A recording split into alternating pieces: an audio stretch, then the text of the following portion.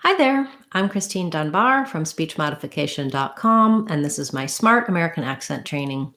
Welcome to our live question and answer class, where you can ask your questions regarding American English pronunciation, American accent, intonation, anything that will help you improve your overall communication in American English. I'll take your questions in just a moment, but first I want to talk about a phenomenon in English, in American English, about the word to. So we have the word to that we use for a preposition, for example, to the place, to you, or as part of the infinitive of the verb, to talk, to live. And in most cases, when we say the word to, unless we're saying it by itself, we actually don't say it as the oo sound. So in this word to, for example, meaning also, I'll go to, we use the oo vowel. It sounds like to. And for the number two, we also use the oo vowel. These two words don't get reduced. However, when I'm using this to, the to, most of the time I'm going to say that as ta. It sounds like vowel schwa, a reduced vowel, rather than an oo sound. So you may find this to be strange, to be initially, but if you listen carefully to native speakers, you'll see that they really reduce that vowel and they rarely say to. And so this is one of the changes that you can make in your speech that will help it be more fluent, sound more native-like, and may not be simple, but is probably worth spending some time listening to and paying attention to, because you can hear how much I'm using that word to just when I'm talking to you. It's a very, very commonly used word. I believe it's in the top 10 most frequent words. One way to think about it or to practice is to use it in common phrases. So just now I was saying a lot of verbs: to practice, to think, to talk. You can visualize it like this, or even with no vowel at all: to talk, because that vowel is so short and reduced, we almost don't hear it at all. You can hear how if I say to think, to talk, it doesn't sound quite as natural coming from a native speaker. You can also use it in short phrases like to the would become more of to the kitchen, to the store, to the meeting. That's another good way to practice it. I do have several videos talking about reduced sounds, and one in particular talking about the word to and giving you some more strategies to practice. I recommend listening to real speech of native speakers and trying to hear if you can hear that reduced to sound. Just now, did you hear me say listening to? So when I'm pausing on that word, I'm going to use the true oo vowel. Or sometimes if I end on that word, I have nothing to listen to, then I'm going to use the oo sound, because that word is not reduced. It tends to be more stressed. The rest of the time, I'm going to say the t sound, like I just did when I said to say. Okay, that was a quick course on the word to and generally about reductions. After class, I will put links, I'll put some timestamps in the comments talking about what we covered in today's class, and I'll add some links there for additional resources. So I'll put a link to the video about to and some reduced sound information, linking sound information for you, as well as the more information on things that you're asking about today. So I see we have a request for the word current. I do believe that you may have requested this and I might have missed it. And I know some people asked some things last week and recently that I didn't get to. I also may have a word of the day for this word, in which case I'll put the link in the comments after class for you. Current has first syllable stress, and the UR says the sound. So it's a stressed sound, first syllable stress. And then we have the ENT, current, is going to be either a bit of a schwa or maybe a bit of an I sound. It's going to be a reduced vowel in that second syllable. So I would rewrite that, kind of thinking about maybe cur, even just with some R's, or maybe that's a way you can think of current. And you can also think about it as though it has an R in the second syllable, current. You don't really have to elongate that R or exaggerate it, but it is part of the stress syllable. So it may be helpful for you to think about it like current. Yeah, good request. That's a challenging word. Building from the R is going to help you. Trying current is always a good strategy when the R is in the middle of a word. All right, we have a request for unfortunately.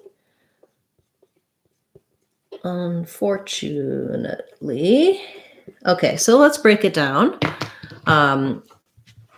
Unfortunately is going to have the primary stress on the 4 syllable, but you may also in some cases stress the un a little bit because that prefix is important. Fortunately, unfortunately, but the main stress is going to be unfortunately. So we'll see secondary stress here on the un.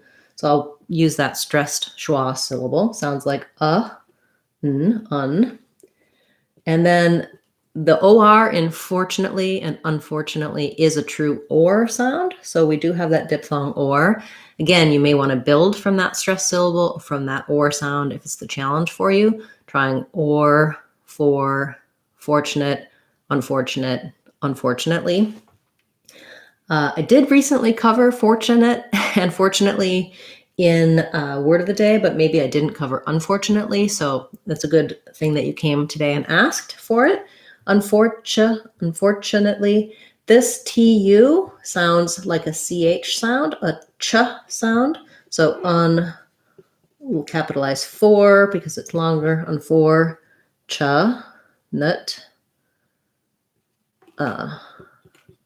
Lee is how I would rewrite it. So we have the ATE says an I sound. Unfortunate. We have a schwa here for this U. Unfortunate. So you're either going to see it with a schwa or a reduced I sound. The most important thing is having a reduced vowel there, not precisely whether it's unfortunately or unfortunately, whichever is easier for you as long as it doesn't sound like an A or any kind of true vowel there. Unfortunately. And then as you probably saw in my fortunately video, we do a stopped T here, unfortunately. So I go up to mark the T, but I just release right into the L. And then my letter Y says the tense E sound. Unfortunately. Good request. Thank you. That word is long enough that, again, you could build from the or you might want to just do syllable by syllable, unfortunately, until you can speed up, smooth it out, and link it all together. Yes, that one is definitely hard. Yes, so the person who was asking Romeo nickname about to work, yes, we say to work. Exactly, to work. So that's reduced in almost all cases when it's with verbs and when it's in prepositional phrases. Okay, let's see. Hi, Halim. Nice to see you. Halim would like to cover the word fatigue today. So let's look at fatigue. Fatigue has second syllable stress. So I'm going to see a clear E vowel for that letter I. This letter G says the G sound. And the UE is silent, so it sounds like teague. And then because this F is unstressed, it's going to have just a schwa. So it's going to sound like fatigue. Yes. I have a video. I believe maybe I covered the pronunciation as well, but I did talk about the word Zoom fatigue a while back when that was something that we were learning about when people first started having to do all of their work and meetings via Zoom, or many people did. But fatigue, thank you for that request. That was a good one.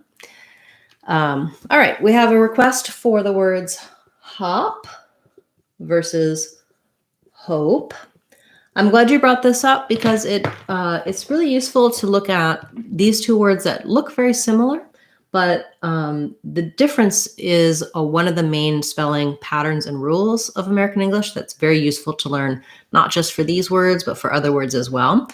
So for many people, when they see letter O, they think the O sound. In the word hope, we do say the O sound. So it's a long O, it's a diphthong in English. And that's because we have this E at the end. So there's a rule in English for vowel sounds that when there's a silent E at the end, that often makes, we say, makes the letter say its name. So letter O also makes sound O in this word. So we can say it like ope, hope. But when O is by itself in the stressed syllable, most frequently it actually says the ah vowel. So you may see this and think you need to do something more like aw or o or something rounded. If you visualize it with an A or an AH, like ha, hop, you'll see in the IPA in the dictionary, it's going to look like that, hop. And so you may have a tendency to be misled by the spelling. So that pattern is true for other vowels as well. For example, we have rid and ride. In ride, the I says I, but in rid, it says I. So recently I've been talking about vowel sounds and how they're typically spelled and how spelling can mislead us. This is something I cover in detail in my Sounds of English course on speechmodification.com. Goes through each vowel letter as well as each vowel sound to help you know how to pronounce them, depending on how the word is spelled. It's not 100% consistent. Of course, we have many exceptions to spelling rules in English, but when you look for and understand these patterns, it can really help you with things like hop versus hope. So thank you for bringing that up. I appreciate it. I think it's a really useful topic, and we can talk about it more in future classes as well. By the way, my online courses now are all either free or they're under $2 to make them accessible to more people. So I hope that you'll check those out on speechmodification.com. All right, we have a word that I have never seen before. So I'm going to write it. I'm not going to try to say it. I'm going to have to look it up. So it starts with Kueres. Netes. So let's use our dictionary because I feel like understanding how to use the dictionary is a really important resource. You're going to come across words that you don't know or that you don't know how to pronounce, and being able to read in the dictionary is extremely useful, even for me as a native speaker. I use it all the time. The dictionary I like is the Oxford Learners Dictionaries.com. If you go to speechmodification.com and you use the search box, you can search under dictionary and you'll find a link to it. You'll also find more information about how to read the symbols in the dictionary. So I'm going to type in your word, Kuber. Now this word, because it might be some specialized word, might just be that I don't know it, or it might be something that's not in the dictionary. Yeah, so it's not here. So I'm going to check on Google. And if I can't find it, I'll get back to you in the comments. After class, I'll make a note of what I find. Okay, looks like it's a tech. Okay, it's an open source container orchestration system. Okay, so let's look for pronunciation. So it's a technical word. Sorry for the delay, Googling the pronunciation. So Google will show you, it doesn't have IPA symbols, but it does have the ability to listen to it. Also, if you're logged into Google, it's going to let you practice saying it and give you feedback on your speech. And that is actually a pretty good source. Not 100% accurate, but it's much better than some of the apps that I found. And of course, it's free. So I like it. So let's listen. Kubernetes. Okay, so they're saying Kubernetes with second to last syllable stress. And so if we were to write that with the IPA, Kubernetes, we would see stress on the net, and then an ease, Z says S. We'd see an oo for this word, and then we'd see unstressed so Kubernetes. So the way Google wrote it is pretty good. They wrote Kubernetes like that. Oh, they said netes with the T at the end, but that doesn't matter too much. Kubernetes. Yeah, thank you. I learned something new today as well. And it's good to see, how to find information. Of course, you can always leave a comment, ask me. I will research for you and let you know what I can find out about pronunciation, or I may already have a video that I can direct you to or a lesson that I can direct you to.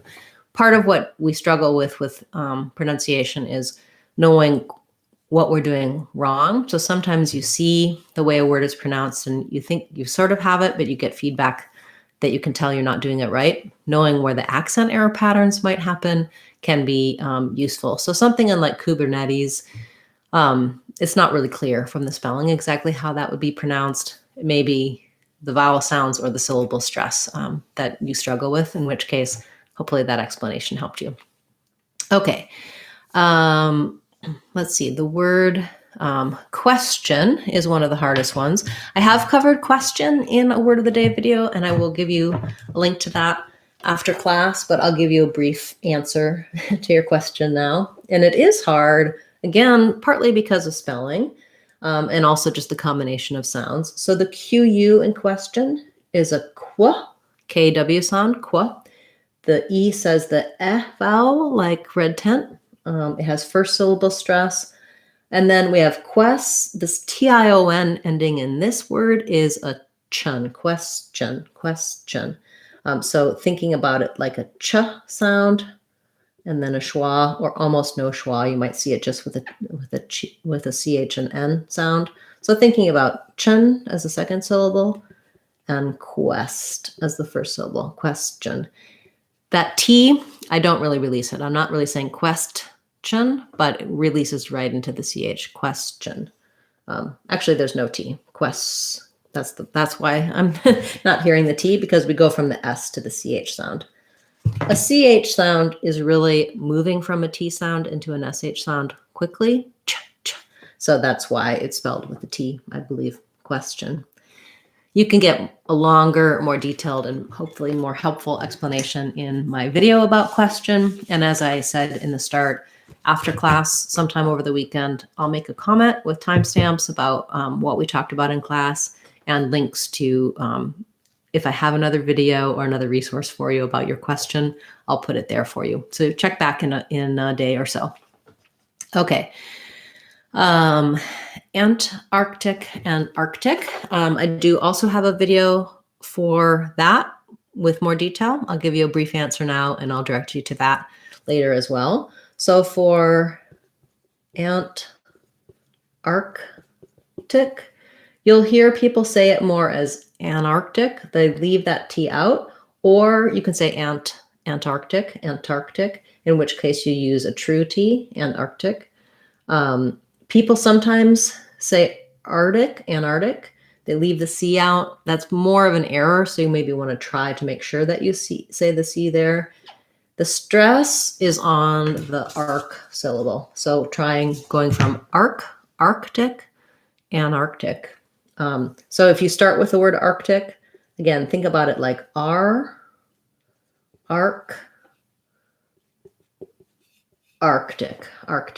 and then just Antarctic or Antarctic. Again, after class, I'll direct you to a longer video that breaks it down in a little more detail and gives you some more guidance for how to correct that and practice that to be able to say it easily. And about the word ordered and how to say it quickly. So it's tough.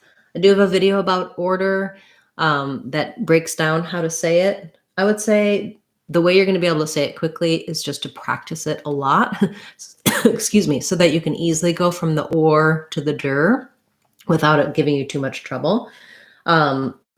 Again, maybe practicing it in a different order, like trying just der, dirred, ordered, for example. That's just one of the toughest combinations for a lot of people to go from that or with the back R, bringing it forward to the D. I do think trying to think about like der, that goes together, and the order, that's where the break is, may help you. Also, use it in context. So ordered with the D at the end is almost harder to say than ordered it. I ordered it, because when you say I ordered it, that D can go more on the next word because it links together. You might find that that's easier than saying ordered. If you say ordered it, you kind of think of the D happening later, because often going from that R to the D, ordered, that second, that last D is what's challenging for a lot of people. Of course, the R's are challenging, but ordered is harder than order because of the D sound. I probably slow down a tiny bit in connected speech to say that accurately. It's just a tough combination for the motor processes. So don't be frustrated. Just keep practicing it, and it'll become smoother, and you'll be able to say it more faster and more fluently. All right, vital and viral, do they sound different? I just made a video for viral. Vital does sound different. So in vital, we have a flap T. It sounds a little more like a D sound. So we have the vi sound, vi. I shouldn't write it that way. So vi, like the word lie, vi, and then a light D, and then an ul sound, vital, dark L. So you can get help for the dark L, the TL combinations in my videos about little, other words, Seattle, bottle, how to do that dark L. Viral has the American R sound. So you have to make sure that you have a tight back tongue, build from the R to the dark L, and then you have your vi syllable, viral. If you're noticing that they seem the same to you, you're probably using a flap instead of an American R. Your tongue is going forward like viral, like a rolled or flapped R. So you want to pull the tongue back, do the American R, roll, viral. And then this one can sound like a flap, vital. That's what it is. So the R sound in many other languages besides English is a flap. And in American English, we use flap for the T and D sounds in the middle of words. A flap just means I'm going up, touching my tongue behind my teeth lightly, not building up any pressure and coming back down. Kind of weird to think about that R and T could be the same, but it can help you if you're trying to say something like vital, if you know how those R's are in your native language, and then making that R distinct is something to work on for pronouncing viral. Hi, Darlene. Nice to see you. Darlene wants to know about acclimated. So unlike some words that start with A that have many syllables where it's unstressed on the first syllable, acclimated does have first syllable stress. And so we actually say the black cat sound on that word, first syllable stress. So acclimated. This letter I is going to sound more like a schwa sound, or maybe an I sound. And then we have a true A vowel on mated with secondary stress. So this T is going to sound like a flap. So we'll mark it as a T. You can say acclimated, but most native speakers will say it more like did, acclimated. The way I'll rewrite that for you is kind of thinking about like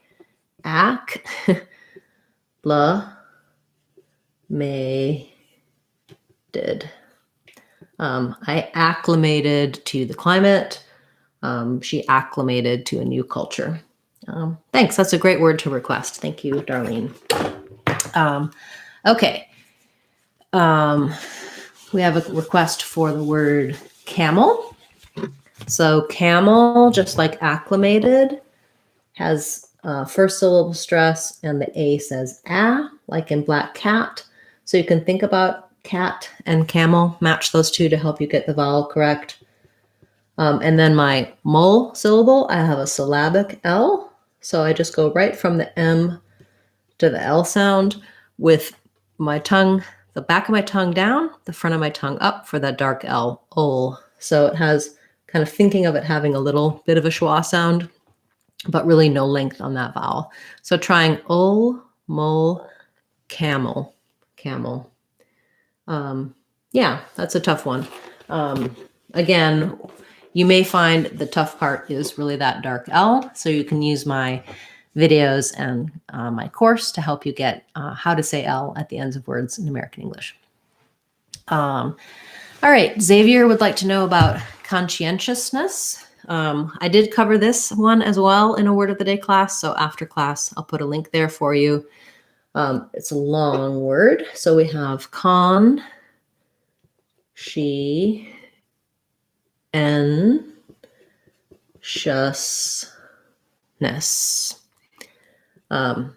So let's just break it down like I just did. If we think about conscientiousness, we have stress on the N, we have secondary stress on con, so it's going to have a clear ah vowel.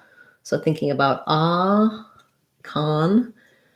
This SC is going to say the SH sound. Con, this I says E, conchi, N, and then this TIOUS says the SH sound and a schwa sound, conscientiousness, and a lax if vowel at the end, nis or nus, conscientiousness.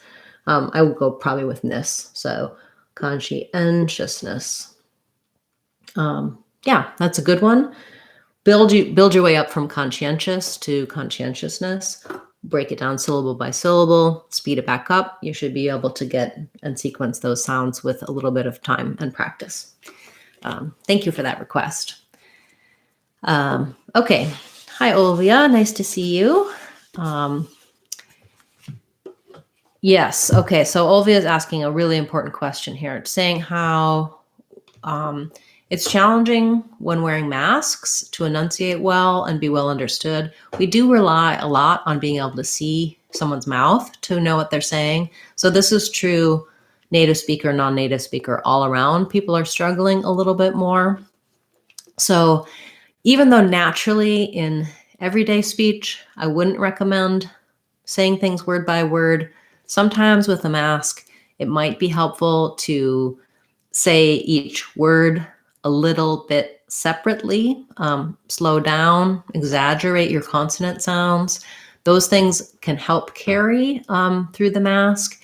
Have another way of saying something ready if the way you were saying it just wasn't translating well through the mask. So thinking about another way you can say the same phrase.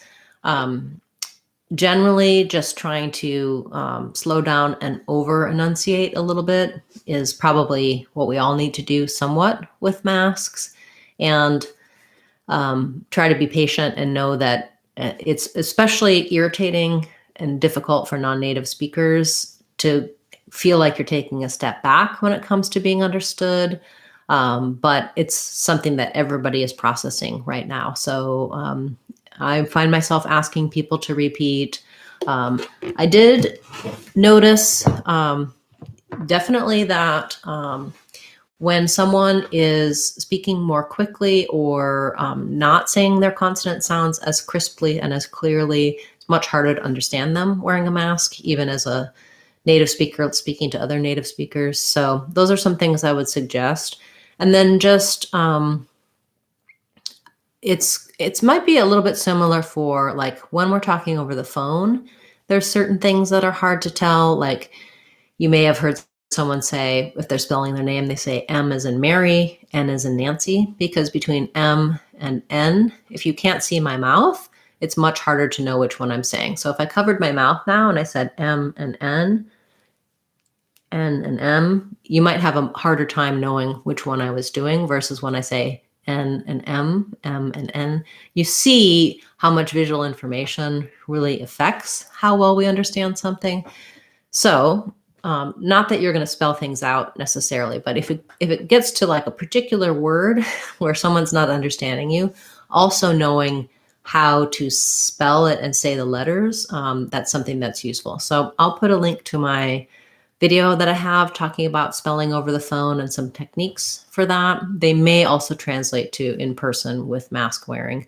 And just be patient. I think, we'll be moving past the mask stage eventually here. And in the meantime, I hope those tips will help you a little bit. It is definitely a struggle. Okay, wonderful questions today. Thank you so much, everyone, for being a part of class, for asking the great questions. And do check back later on in the weekend. Look in the comments, and you'll see links for the videos that I was talking about and a little bit more information so you can get more in-depth and detailed answers for your questions. I'll be back again tomorrow with our regular Word of the Day class, and on Sunday, we'll have our members-only class. It's the same as this type of class, but a small group, and channel members can ask their questions anytime throughout the week, and I cover them for them on Sundays, so they can attend live, or they can just check in on the replay and see the answers to their questions. If you haven't checked out channel membership, it's just a way to support the channel. You can click the join button and find out what other sorts of perks you get for becoming a channel member. Thanks so much, everyone, for the wonderful questions. It was great to see you here in class today, and I look forward to seeing you again. Hopefully, you'll be able to make it back next week.